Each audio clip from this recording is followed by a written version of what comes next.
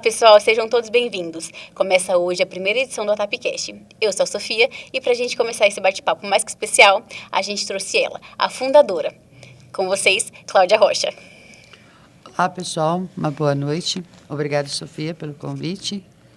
Estamos aqui para falar da ATAP, né? Queria começar te agradecendo por ter vindo disponibilizado esse tempinho pra gente, pra dar uma atenção, pra gente conversar um pouquinho melhor, pra gente entender como é que funciona a fundo a ATAP, que é um projeto tão maravilhoso. Então, pra gente começar, o que é a ATAP? A ATAP é uma associação tanabiense amiga das pessoas especiais. Esse é o nome fantasia. Ela foi fundada pelo direito da pessoa com deficiência, em 2006. Sim, entendi. E como é que surgiu? Surgiu com você. Conta um pouquinho sobre quem é a Cláudia. Eu sou a Cláudia Rocha. Minha terra natal é Tanabi, mas vindo para São José do Rio Preto, passei meus 28 anos aqui, retornando para Tanabi há 3 anos depois que eu passei por lá. Minha mãe faleceu e eu, por acaso, conheci uma cadeirante que me chamou a atenção e aí foi o pontapé inicial para nascer a TAP. Você me contou que você então conheceu uma cadeirante que te surgiu esse desejo. Foi por alguma situação que aconteceu com ela, que você sentiu a necessidade de criar? O intuito foi por uma pessoa que você conheceu, mas qual a situação que ocorreu para ser criado a TAP? Eu, na época, estava em crise de depressão devido ao falecimento da minha mãe. Então, eu estava fazendo um trabalho extra na cidade, como se no centro, porque eu morava num bairro, cujo caminho, meu trajeto, eu passava todos os dias, de manhã e à tarde, por essa rua onde me chamou a atenção, quando eu via sempre uma cadeirante na calçada. Isso me chamou a atenção porque uma cadeirante das 8 da manhã às 6 da tarde, numa calçada, ainda sempre na mesma posição. Isso eu fui ficando indignada e a gente passou a se cumprimentar pelo um olá, até que um dia ela me surpreendeu me perguntando se eu tinha alguns restos de linhas de crochê, pessoal. E eu fiquei mais surpresa ainda por não conhecê-la e como ela saberia que eu fazia crochê, eu fazia crochê nas minhas horas vagas. E foi aí o nosso início de conversa. E eu disse para ela como que ela saberia que eu fazia crochê. Ela falou assim, eu sei que você faz crochê e eu preciso somente de uns restos de linha. Eu disse, vou verificar e volto aqui. E fui até a minha casa, meu coração tocou que eu deveria levar as linhas para ela. Levando as linhas, eu comecei a ouvir parece uma voz, alguma coisa assim, que eu tinha que entrar para dentro da casa dessa menina. E eu não saberia como entrar na casa dela, porque eu não conhecia, e muito menos a família. E aí foi onde que surgiu um pensamento, digamos, essa mesma voz que eu parecia ouvir, dizia assim, entra para dentro. Eu falei, não sei como entrar. Pede um copo d'água. Aí eu falei, estou com mais sede, você pode me arrumar um copo d'água? E a mãe dela falou, entra aqui, porque eu não posso subir até aí. E no que eu entrei para a casa dessa menina, que por nome dela é Crivanil Zacarias, eu entrei e foi lá que eu já comecei a entender a situação. Vinha, assim, um ardor bem forte e ela logo já foi justificando o motivo. E assim que você começou a entender melhor a história dela, você sentiu no coração de ajudar, qual foi os primeiros desafios que você sentiu na criação mesmo da instituição? Olha, o motivo de eu querer fundar essa associação, quando eu conheci essa menina, foi logo pela dificuldade que, vendo já que ela já tinha a cadeira de roda toda quebrada, a cadeira de higiênica também toda quebrada, e ela ainda usava fraldas de pano feitas de lençóis pela mãe, porque ela não tinha o conhecimento de que o município fornecia fraldas. E eu, então, de pronto, me ofereci para já estar fazendo um cadastro dela e estar requerendo os direitos pelas fraldas. E também estar buscando pelas cadeiras de roda, onde ela poderia ter condições de estar se locomovendo melhor, uma vez que as cadeiras estavam todas quebradas. Sim. E logo que eu fui em busca dessas cadeiras, eu já senti pela primeira dificuldade, conseguir as doações dessas cadeiras. E eu precisava também de colchão, precisava de travesseiros, fraldas e tudo mais, porque era muita dificuldade. A Crivanil estava num ardor muito complexo, por conta de que ela não usando fralda, então o quarto dela foi ficando bem complicado. E através da assistente social, a Isabel Repiso, eu consegui o colchão. E também eu consegui o travesseiro por uma indústria de colchão que tem lá na minha cidade, que era o começo, inclusive, dessa fábrica. A gente conseguiu o colchão, travesseiros, enfim. E logo após, o Gabriel Arcanjo, que é um amigo meu, ele ofereceu as cadeiras de doação. E aí, então, eu conversando com a Crevanil, já conseguindo as cadeiras, conseguindo o colchão, fazendo a faxina da casa, veio o sonho dela. Qual é o sonho da Crevanil? Aprender a ler para então poder estar lendo a Bíblia, porque ela frequentava a igreja e tinha um desejo enorme de ler a Bíblia e dizer a palavra, ver o que dizia a palavra, porém ela não sabia ler. Aí vai eu em busca da escola. Foi onde eu achei todas as portas fechadas. Foi neste momento que eu disse, eu vou abrir uma associação para lutar pelo direito da pessoa com deficiência. Se eles não têm voz, nasce a voz deles aqui hoje. Que atitude incrível, né?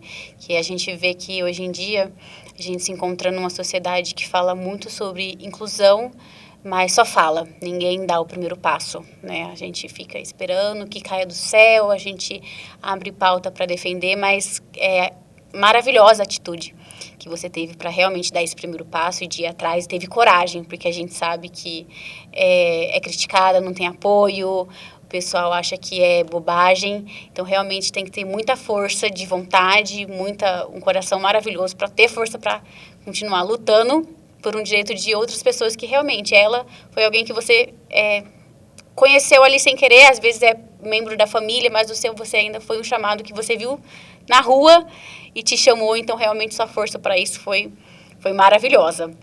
Então, você iniciou esse seu processo de criar mesmo a TAP, ela cresceu muito, né? A gente vai fazer já 19 anos que ela está aí. E qual que são os seus planos de expansão? Aonde você quer que a TAP chegue? Olha, o sonho para a TAP é o sonho de quando você se torna mãe, o que você quer? Sempre o melhor para o seu filho. Então, a TAP é minha filha. É sua filha, crescer daí.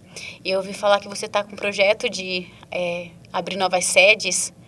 O que você tem para falar para a gente sobre isso?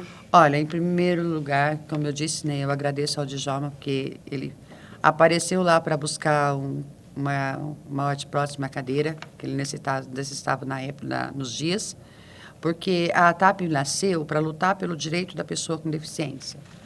Mas a gente se deparou com a Isabel, que era assistente social da época, que também precisava de cadeiras de rodas, E quando a gente abriu as portas, aí sim, na época não existia o Luci Montoro, não existia o Centro de Reabilitação aqui em São José do Rio Preto, e as pessoas PCDs começaram a aparecer com as cadeiras quebradas, e não tinham dinheiro para comprar, então uma luta de buscar a cadeira, certo? Mas o intuito nosso não era mexer com equipamentos, o nosso intuito era ser a pedrinha no sapato, ou seja, não tem rampas, quero transporte, então esse era o nosso intuito. Mas eu sozinha não poderia fazer nada, né? Então, já procurei pelo Daniel, onde ele conseguiu, através do Paulo Jatobá, aqui em São José do Rio Preto, um modelo do nosso primeiro estatuto. Isso em 2004. E, quando lendo o estatuto, eu vi que eu precisava de uns representantes de cada instituição, ou seja, de cada clube de serviço, que seria o Rotary, Lions, os maçons, então, eu precisaria desses membros. E onde buscar? Eu passei 3 anos em Tanabi, 3 anos dentro de casa. Eu não conhecia mais ninguém lá. Foi aonde me informaram sobre o Mauricinho. E quando foi para mim entrar em contato com o Mauricinho, me lembrei que a mãe dele foi minha professora na infância. E a gente começou a conversar, e era o sonho também do Mauricinho. E foi aí que a gente deu o pontapé inicial de estar convidando o pessoal para a gente estar fundando aí a associação. Então, em 2004, a gente começou a nossa reunião. Em 2005, busca da documentação, já trabalhando, atendendo já as pessoas da minha casa. e cada diretor na sua. Em 2006, a gente conseguiu o registro dela na Receita Federal. Vocês começaram na intenção de fazer um barulho e quando começou a ideia de locação de WordPress para o pessoal? A gente já estava na questão das rampas. Através do Mauricinho, que é o meu membro, que é um membro fundador junto comigo, Maurício Vilhena, a gente já começou solicitando algumas rampas e a gente conseguiu, pelo menos os caminhos que ele que fazia o trajeto dele, a gente conseguiu essas rampas. E quando começou a questão das cadeiras, a gente começou a buscar as cadeiras pelas próprias pessoas PCDs, que estavam com seus equipamentos quebrados, e a gente saiu pedindo doação pela rádio, para as assistentes sociais e etc. E a gente ficava sabendo onde tinha uma cadeira, a gente ia buscar. Que loucura também de ir atrás de todo mundo, né? E muita gente pedindo para onde eu vou, para onde eu peço. Vocês faziam filas? Entrava na fila para conseguir doação? Como era a organização de distribuição? Não. Como dava? De amigos para amigos, todo mundo achava. Porque, assim, no início, o pessoal me taxavam de louca, que eu não deveria montar uma associação para mexer com pessoas de carrinho, que não era nem cadeira de roda, pessoas de carrinho. E eu disse que não, que sim, que era o meu desejo trabalhar, sim, pelas pessoas PCDs, e não só os cadeirantes, mas também os visual, os muleta e todos mais, porque o meu estatuto ele abrange qualquer tipo de deficiência. Eu optei pelos deficientes físico, porque nós temos a APAI e nós temos a Secretaria da Saúde que atende as pessoas deficientes por saúde, que seriam as pessoas que têm depressão, as pessoas que têm problemas mentais. E a APAI que acolhe as demais deficiências mentais também. Aí eu fiquei com os físicos, que é os cadeirantes, os moleta, os auditivo e o visual. Todo início de qualquer projeto a gente tem muitos desafios no começo. E agora, já faz um bom tempo que vocês estão aí. Quais são os desafios que você encontrou hoje em dia? O primeiro desafio lá atrás, né, porque eu não tinha veículo, eu tive que sair de porta em porta para cadastrar, saber onde tinha as pessoas e fazer os cadastros, porque sem os cadastros eu não conseguiria estar fazendo os registros. E como por eu não ter carro, eu tive que caminhar de porta em porta fazendo campanhas. E hoje, com a graça de Deus, há 14 anos atrás, foi quando a Isabel foi prefeita, e ela solicitou que a gente começasse a atender também os idosos. Eu pensei, uma demanda grande, porque se eu já não estou, está difícil para me atender os PCDs, imagina os idosos. Aí ela ofereceu uma ajuda pelo município. Eu disse para ela que se o município começasse a nos ajudar, fizesse começasse a fazer um repasse para a gente poderia pensar na possibilidade de estar atendendo os idosos, sim, com cadeiras de rodas e equipamentos, com os equipamentos. Eu aguardei outubro, novembro, dezembro, não veio nenhum repasse. Em dezembro, eu fechei para recesso. Porém, eu fechando. Aguardei que a prefeitura me procurasse. Passou janeiro, a associação não abriu, o pessoal querendo equipamento não tinha. A prefeita entrou em contato comigo e solicitou que eu fosse falar com ela. Eu disse, faça o repasse que eu abro as portas. E foi aí que nasceu o repasse da gente. E a gente conseguiu, então, através desse primeira ajuda dessa prefeita, que a gente conseguiu alugar uma casa e dar um pontapé inicial na nossa sede. Deu um trabalho, mas pelo menos o governo reconheceu, né? Reconheceu a importância e reconheceu que realmente precisaria dele e tomou uma postura de realmente ajudar, que às vezes é o mais difícil hoje em dia, reconhecer. Mas e os seus desafios de hoje em dia? Meus desafios de hoje em dia, eu acho que é o desafio dos brasileiros, né? É o financeiro. De qualquer um. Sim. Mas se em casa você já encontra dificuldade para o financeiro, você imagina você sendo mãe de muito mais, né? De mais de 500, 600. Que nós somos, no caso, hoje são as pessoas PCDs, são os recuperandos e são os idosos. E quais são suas fontes de... vocês recebem doações? Como funciona as arrecadações de vocês hoje em dia? A gente busca, pede doações, né? Porque se você esperar ela vir, não vem não. Então, você tem que Sim. pedir. A gente recebe algumas doações que a gente entra em contato e acaba conseguindo algumas doações. Temos aí, hoje nós temos o convênio com a prefeitura já firmado e documentado. Então, a gente tem um convênio que recebemos mensalmente. E também veio o direito dos vereadores estar fazendo a emenda impositiva, que também recebemos hoje, uma vez ao ano, que é feita a emenda impositiva e é o que dá para a associação continuar.